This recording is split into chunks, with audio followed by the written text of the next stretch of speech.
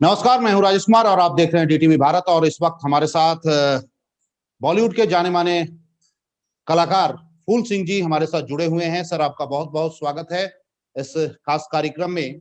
और सर के बारे में बता दूं कि ये बिहार से ही ताल्लुकात रखते हैं, बिहार के बेगूसराय से जुड़े हुए हैं और बिहार की माटी से जुड़े हुए हैं।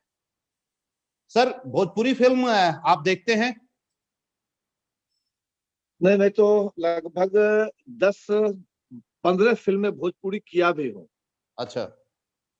और मैंने चूंकि एक फिल्म, सबसे पहले एक फिल्म बनाई थी मैंने, कखन हरब दुखमोर, हाँ। मैथिली में और हिंदी में, जी जी। महाकवि विद्यापति जी के ऊपर। हाँ। और उसमें मुख्य किरदार महाकवि विद्यापति जी का मैंने ही निभाया था। अच्छा। उसके बाद लगभग मैंने 10-12-13 भोजपुरी फिल्में भी की, लेकिन अचानक अपने आप को भोजपुरी फिल्मों से अलग कर लिया। क्यों? भोजपुरी तो बहुत अगर मीठी भाषा है। नहीं, भाषा तो हमारी भाषा तो है, वैसे मैं मैथिली हूँ, मिथिला का हूँ तो मैथिली हूँ, लेकिन भोजपुरी भी हमारी भाषा है। और मैं टेलीविजन को ज्यादा पसंद करने लगा, क्योंकि टेलीविजन में कई सारे शोज हमारे आज भी आते हैं। और भोजपुरी से अलग हटने का एकमात्र कारण था कि जिस फिल्म को हमारी माँ, हमारी बहन, हमारी चाची, हमारी पड़ोसी जिस फिल्म को सिनेमा हॉल में जाके नहीं देख सकते हैं, जिस फिल्म को हमारी बेटी सिनेमा हॉल में नहीं जाके देख सकती है, वैसे फिल्म को करने का कोई मतलब नहीं। नहीं, ये तो बोलते क्योंकि हैं मेरी नजर में, जी जी जी, बोला जाए। हाँ, मेरी नजर में जो सिनेमा है वो एक आईना है, एक ऐसा आईना जो समाज को हमेशा कुछ न कुछ देने की भावना रखता है। समाज में गंदगी फैले, देखिए मैं किसी का क्रिटिसाइज नहीं करूंगा, लेकिन मैं दावे के साथ कह सकता हूं कि भोजपुरी का स्तर हम लोगों ने ही गिराया है। भोजपुरी का स्तर किसी बाहर के लोगों ने नहीं गिराया है। ऐसा नहीं कि कोई छत्तीसगढ़ का रहने वाला आदमी, गुजरात का रहने वाला आदमी, मध्य प्रदेश का रहने वाला आदमी ने हमारी स्तर को बिगाड़ा है। हमारी स्तर को हम लोगों ने ही बिगाड़ा है। एक जमाना था भोजपुरी को लेकर, खुद पूर्व राष्ट्रपति स्वर्गीय राजेंद्र बाबू ने ये सिफारिश की थी जब दिल्ली में एक समारोह हो रहा था, फिल्म फेस्टिवल हो रहा था। उस वक्त नाजिर हुसैन जी थे, उन्होंने बात की थी कि भोजपुरी फिल्म बनाई जाए, और उसके बाद फिर भोजपुरी फिल्म बनी। लेकिन हाल के दिनों में अगर देखा जाए तो भोजपुरी फिल्मों के स्तर इतना गिर गया है कि आप ठीक कह रहे हैं कि पूरे परिवार के साथ हम नहीं देख पाते हैं। लेकिन ये तमाम जो कलाकार हैं, ये अपने आप को स्टार, सुपरस्टार कहते हैं। नहीं, हमने भोजपुरी के, हालांकि भोजपुरी में एक से एक फिल्में बनी हैं, आपको भी मालूम होगा, नदिया के पार। हम लोग को याद है बचपन में मुजफ्फरपुर में थे, उसमें देखते थे कि कैसे लोग बैलगाड़ी पे, ट्रैक्टर पे, सारा का सारा परिवार उस सिनेमा हॉल में आता था। और आज आप किसी भी भोजपुरी फिल्म के किसी भी सिनेमा हॉल में आप चले जाइए, आप वहां के दर्शकों को देखिए।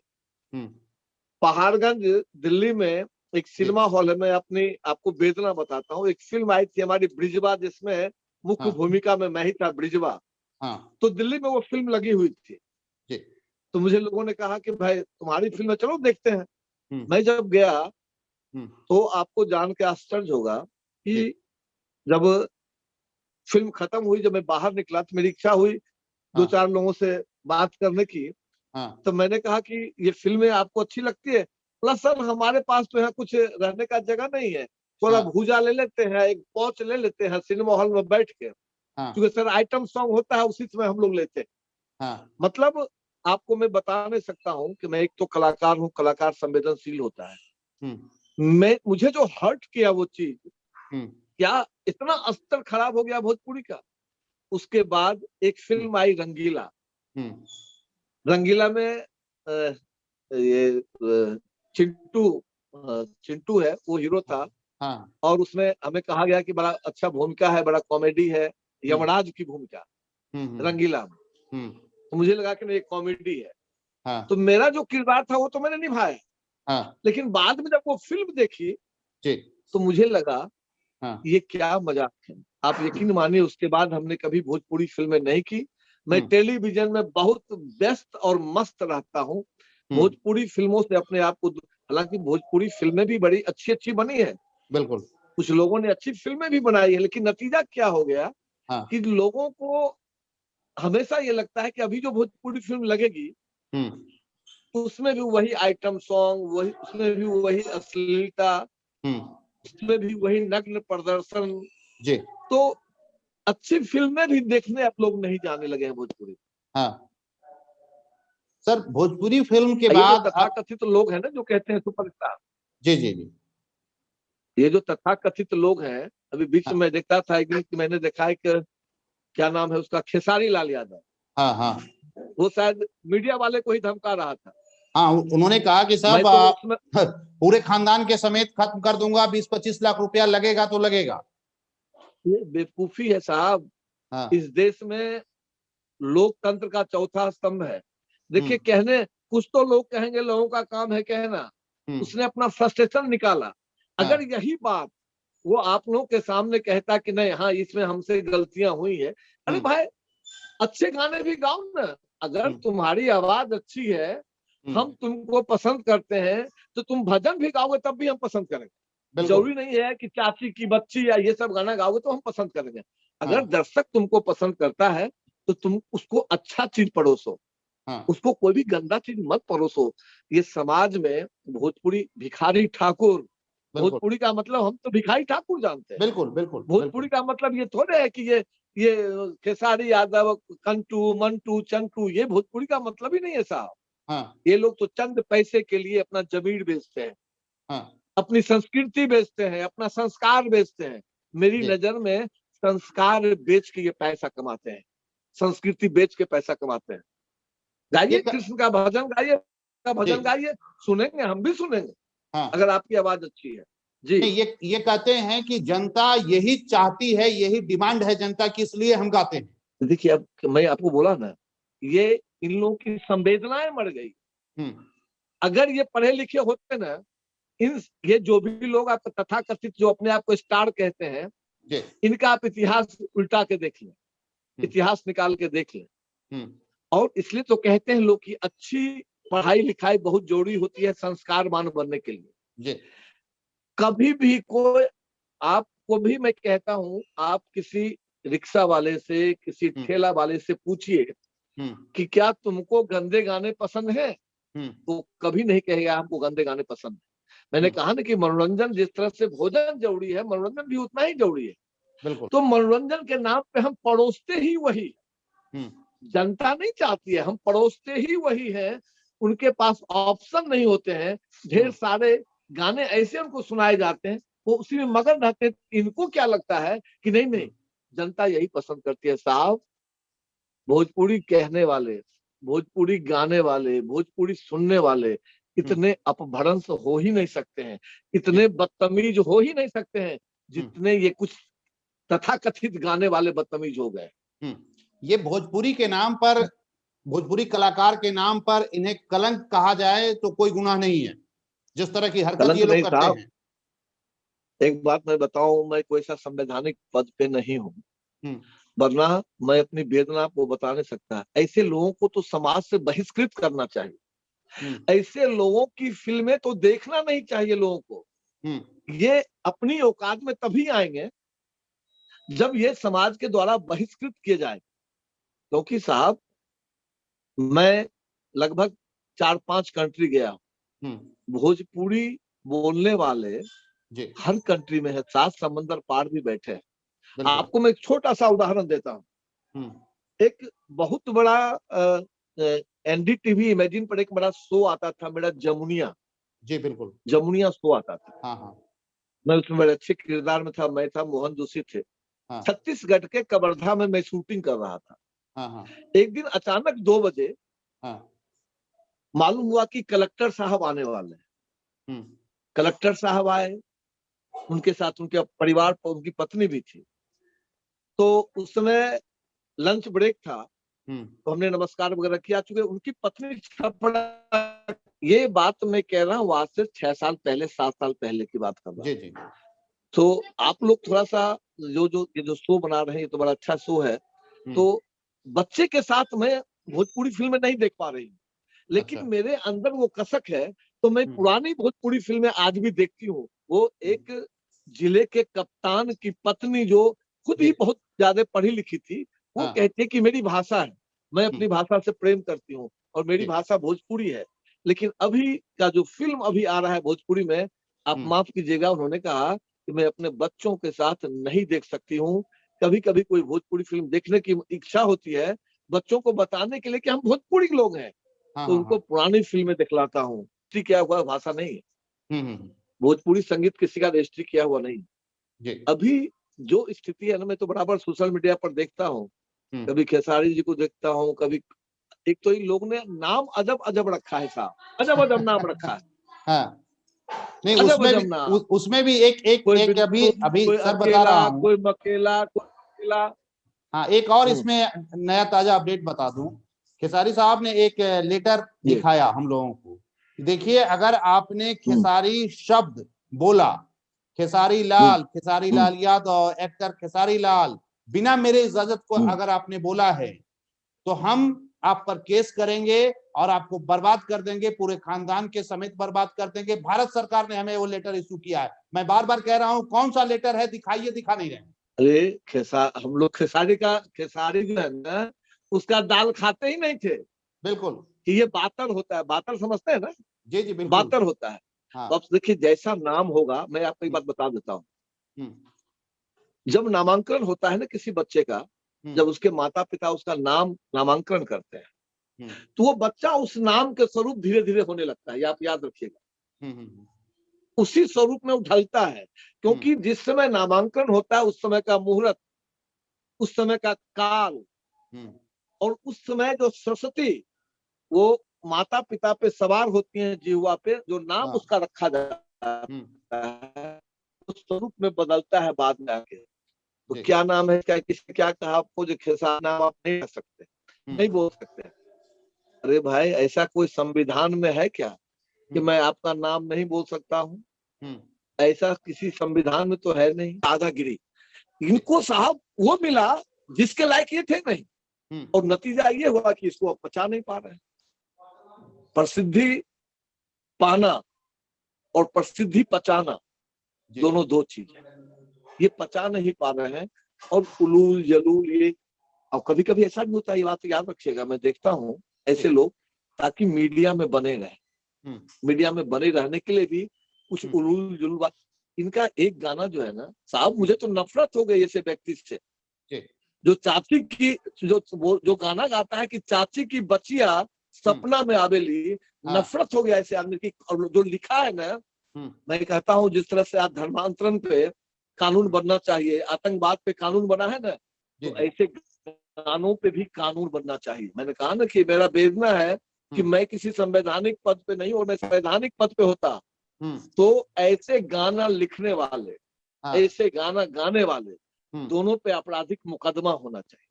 नहीं, बड़े अफसोस की बात यह है कि हम लगातार पटना के डीएम से लेकर प्रधानमंत्री पीएम तक हमने लेटर लिखा है, सबको टैग किया है और बताया है कि इस तरह के हालात हैं। मैं बता दे रहा हूँ, अभी कुछ देर पहले हमारी बात हो रही थी, यहाँ के कला संस्कृति मंत्री हैं डॉक्टर आलोक रंजन। पिछले 1 महीना से मैं उनको कह रहा हूँ कि आप टाइम दीजिए, आप मुझसे बात कीजिए। आज पूरे बिहार और देश दुनिया की जनता इस मुहिम को चला रही है, आप इस पे कुछ बोलिए। तो नहीं, आज नहीं कल बोलेंगे, कल नहीं परसों बोलेंगे। मैंने उनको ये भी कहा कि साहब, आपके बिहार के मुख्यमंत्री नीतीश कुमार जी हैं, लोग आपके नीतीश जी के नाम पर आज कह रहे हैं कि नीतीश जी के मालविया। मोदी जी प्रधानमंत्री हैं, उनके नाम पर कहा जा रहा है कि लहंगा में मोदी जी। अब तो कुछ बोलिए कला संस्कृति महोदय, ये बोलने को तैयार नहीं है। नहीं, देखिए क्या है कि अब कौन क्या बोलता है नहीं बोलता है भाई, इससे तो ना हम कुछ कर सकते हैं ना आप कर सकते हैं। लेकिन हर व्यक्ति का जिस तरह से आपका अधिकार बनता है, आपका दायित्व बनता है, हमारा भी दायित्व बनता है। हम भी 135 करोड़ में हम भी एक व्यक्ति हैं, हम भी भोजपुरी भाषी हैं। हर आदमी को इस मुहिम में लगना होगा, और हर आदमी को, देखिए मैंने कहा ना आपको कि खेसारी से मेरा कोई लेना देना नहीं, मैं तो आज तक देखा भी नहीं उसको आमने सामने। दिनेश लाल यादव से मेरे संबंध अच्छे हैं, मैं उसको बहुत मानता हूँ, क्योंकि वो बहुत ही मैंने उसके साथ 2 फिल्में भी की हैं, हाँ। इस आदमी से मैं कभी फेस टू फेस नहीं मिला, लेकिन जब से, और मुझे अच्छा लगता है चलो भाई अपना कलाकार आगे बढ़ रहा है, खुशी की बात है। लेकिन ये जो 2-4 गाने उसके जब मैंने सुना ना साहब, तो मैं क्या बात, मैंने बोला ना आपको, मैं संवैधानिक पद पे नहीं हूँ। अगर मैं संवैधानिक पद पे होता तो शायद ये गाना ही नहीं गा पाता। गाना गाने के लिए पूरे जीवन बैंड कर दिया जाता है ऐसे व्यक्ति को। और आपको मैं बताता हूँ, आप लोगों ने जो मुहिम छेड़ी है ना, समाज आपका साथ देगा। कोई मंत्री साथ दे न दे, कोई अधिकारी साथ दे न दे, समाज आपका साथ देगा, क्योंकि समाज भी स्वस्थ मनोरंजन चाहता है। समाज ये नहीं चाहता है दरवाजे पर बैठा मेरा बाप, मेरा चाचा, मेरा दादा आज भी जब गाना सुनना चाहता है ना, अच्छा गाना सुनना चाहता है, भजन सुनना चाहता है, भजन चाहे कोई भी गा, वो गंदा गाना नहीं सुनना चाहता है। हम आपको बहुत बहुत साधुवाद देते हैं कि भोजपुरी में अश्लीलता के खिलाफ आप लोगों ने जो मुहिम छेड़ी है, जितनी मेरी कैपेसिटी है, जहां तक हो सकेगा मैं आपके साथ कदम से कदम मिला के खड़ा रहूंगा। और एक बात याद रखिए, हम अकेले ही चले थे जान ये मंजिल, मगर लोग यूं मिलते गए और कारवां बनता गया। तो आपने जो एक मुहिम चलाया है ना, मैं सिर्फ खेसारी की बात नहीं कर रहा हूँ, मैं उन तमाम गायकों की बात कर रहा हूँ, कलाकारों की बात कर रहा हूँ जो भोजपुरी में अश्लीलता परोसते हैं। उन तमाम लोगों पे दंडात्मक कार्रवाई होना चाहिए, अनुशासन कार्रवाई होना चाहिए, कानूनी कार्रवाई होना चाहिए। आप बोलिए ना, हमारी तो इच्छा उसी दिन हुई थी कि मैं भी केस करूं इस पे। ऐसा गाना कैसे कोई गा सकता है? जी। आप मुहिम चला रहे हैं, बहुत बहुत आपको साधुवाद। और मैं आपके साथ हूँ, क्योंकि मुझे भी भोजपुरी से प्रेम है। जी। मैं भी उस माटी से हूँ, बिहार की माटी से हूँ, मुझे भी प्रेम है, तो मैं आपके साथ हमेशा खड़ा रहूं। बिल्कुल, मेरा कहना ये है कि मैं सिर्फ, कई लोग कहते हैं कि आप खेसारी को टारगेट कर रहे हैं। मैंने कहा कि भाई साहब, मैंने आज तक कभी खेसारी की कोई फिल्में नहीं देखी, मैं टारगेट नहीं कर रहा हूं। मैं कह रहा हूं कि अश्लील जो भी गाना गा रहा हो, अश्लील जो भी गाना गा रहा हो, चाहे वो खेसारी हो, चाहे पवन हो, निरहुआ हो, अंतरा हो, एबीसीडी, कोई भी अगर अश्लील गाना गा रहा है तो मैं उनके अश्लील गानों का खिलाफत करूंगा। मैं भी यही कह रहा हूँ कि खेसारी को तो मैंने आज तक देखा भी नहीं सामने से, मुझे उससे कोई लेना देना नहीं है। लेकिन कोई भी व्यक्ति अगर अश्लील गाने गाता है भोजपुरी में, तो वो मेरा दुश्मन है, मैं उसको दुश्मन की तरह ट्रीट करूंगा, वो कोई भी हो। सर, इस पूरी स्थिति को लेकर हम लोगों ने इसमें कुछ और भी सरकार से डिमांड रखी है। एक तो कि इसको लेकर, इस अश्लीलता को रोकने के लिए, इस पर ब्रेक लगाने के लिए एक सेंसर बोर्ड का पूर्वांचल में या पटना में कहीं एक गठन किया जाए कि इस तरह के जो गाने आ रहे हैं, ये इसको रोका जाए। You are right. इसलिए देखिए, जब तक सेंसर नहीं होगा ना, खासकर गाने का, देखिए फिल्मों का तो सेंसर बोर्ड है, फिल्म का काम सेंसर बोर्ड अपना बखूबी कर रही। ये जो एल्बम बनाने वाले लोग हैं, और आप देखिए जो सीडी बनता है, कभी कभी मैं जो फेसबुक पर लहंगा क्या क्या जो लिख के अपभरण और किसी लड़की का अर्धनग्न तस्वीर लगा के, और नीचे वो जो कलाकार है अपना एकदम पूरा फोटो चमका के स्नो पाउडर लगा के, और वो जो फेसबुक पे आता है, व्हाट्सएप पे आता है ना, इस पे अगर सेंसर नहीं होगा ना, तो आप देखिए आपने जो मुहिम छेड़ी है ना, आज आपको लग रहा होगा कि लोग आपको कह रहे होंगे कि खेसारी लाल यादव वो टारगेट बना रहा है, उसको टारगेट बना नहीं। जनाब, आप अच्छा काम कर रहे हैं, और जब अच्छा काम आप करेंगे ना तो विरोध होगा। ये दुनिया का रीत है, रिवाज है कि जब भी आप अच्छा कुछ समाज को देने की कोशिश करेंगे तो आपका विरोध ज्यादा होगा, क्योंकि निगेटिविटी जल्दी निकलती है, पॉजिटिविटी धीरे धीरे आती है। तो आप जो काम कर रहे हैं वो पॉजिटिव वे में जा रहे हैं। समय तो लगेगा, लेकिन ये मैं स्पष्ट कहता हूं कि अगर एक बार सेंसर बोर्ड बैठ जाए कि नहीं भाई, आप कोई भी एल्बम निकालेगा तो पहले उसको सेंसर लेना पड़ेगा, और सेंसर नहीं लेता है तो उस पर जो है कानूनी कार्रवाई हो, देखिए अपने आप ठीक हो जाएगा। मैंने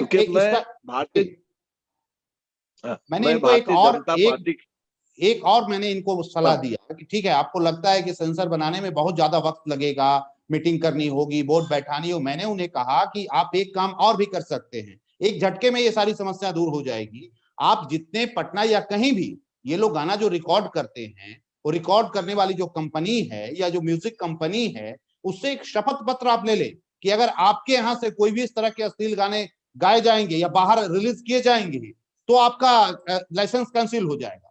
जैसे हम लोग चैनल चलाते हैं, न्यूज चैनल चलाते हैं, तो हम लोग किसी कीमत पर वैसा काम नहीं कर सकते। अगर वैसा करेंगे तुरंत हमारा लाइसेंस कैंसिल हो जाएगा, हम जेल में चले जाएंगे। तो मैंने ये भी सरकार को सलाह दिया है कि आप ये काम भी कर सकते हैं। हाँ, ये आसान तरीका है। ये आसान तरीका है कि जो रिकॉर्डिस्ट वहां बैठा हुआ है जी, जो स्टूडियो के मालिक हैं, वो चाहे तो वो भी इसको रोक सकते हैं, तत्काल रोक सकते हैं। बिल्कुल। लेकिन क्या करें साहब, वो होता क्या है, उन्होंने भी अपना बिजनेस स्टार्ट किया है, उनका भी स्टूडियो है। अब जो मैंने कहा ना, मानसिकता जब तक चेंज नहीं होगी, आजकल तो अब क्या है कि देखिए मोबाइल पे ही रिकॉर्ड करके लोग वायरल कर देता है। हाँ। उसमें कोई क्या करे, मोबाइल पे ही रिकॉर्ड कर लिया गाना, उसको वायरल कर दिया, अंधा गंदा संदा गाना गा के। लेकिन जगाना पड़ेगा लोगों को, लोगों को बताना पड़ेगा। एक जो आपने मुहिम छेड़ी है ना, आप देखिएगा बहुत जल्द ये क्रांति का रूप लेगा। और वैसे कलाकार जो इस टाइप के गीत गाते हैं ना, उसको पब्लिक दौड़ा के सड़क पे मारेगी। नहीं, ऐसी खबर है सर, मैं आपको बता देता हूँ, मधेपुरा में एक लड़का जो है इसी तरह के अश्लील गीत जनाब वो गाते थे। गांव वालों ने उन्हें पकड़ा और उनका सर मुड़वा दिया। कल मैंने वो वीडियो भी इन लोगों को दिखाया है कि भाई साहब, आगे आने वाले दिनों में आपकी भी यही स्थिति होने वाली, यही दुर्गति होने वाली है। ये पब्लिक है, सब जानती है। ये जब तक चुप है, चुप है जी। मैंने कहा ना कि क्रांति का जो आपने बिगुल फूका है, चाहे जो भी लोग हो आपके साथ, मैं भी हूँ आपके साथ, बिल्कुल बिल्कुल, बिगुल फूका है ना, इसका अंजाम बड़ा सुखद होगा। अभी आपको लग रहा होगा परेशानी आती होगी, कोई धमकी देता होगा, ये होता होगा, वो होता, लेकिन इसके परिणाम बड़े सुखद होंगे। आप ध्यान रखिएगा। और समाज, आने वाली पीढ़ी कहेगा कि नहीं, ये जो अश्लील, देखिए साहब, सबको अश्लील गाना थोड़ी अच्छा लगता है। किसको अश्लील गाना अच्छा लगता है? मुझे तो समझ में आता है, आज तक तो मुझे समझ में नहीं आया कि अश्लील गाने। अरे गाने पहले भी गाने के सोनमा के पिंजरा में बंद भैले हाय राम, सियरी के जिया राम दास। आज भी देखिए उन गानों को सुनिए और आज के गाने को सुनिए। लेकिन खैर, इस पे मतलब बहुत ज्यादा मैं क्या बोलूं आपको, लेकिन जो मुहिम आप लोगों ने छेड़ा है, मैं आपको साधुवाद देता हूँ।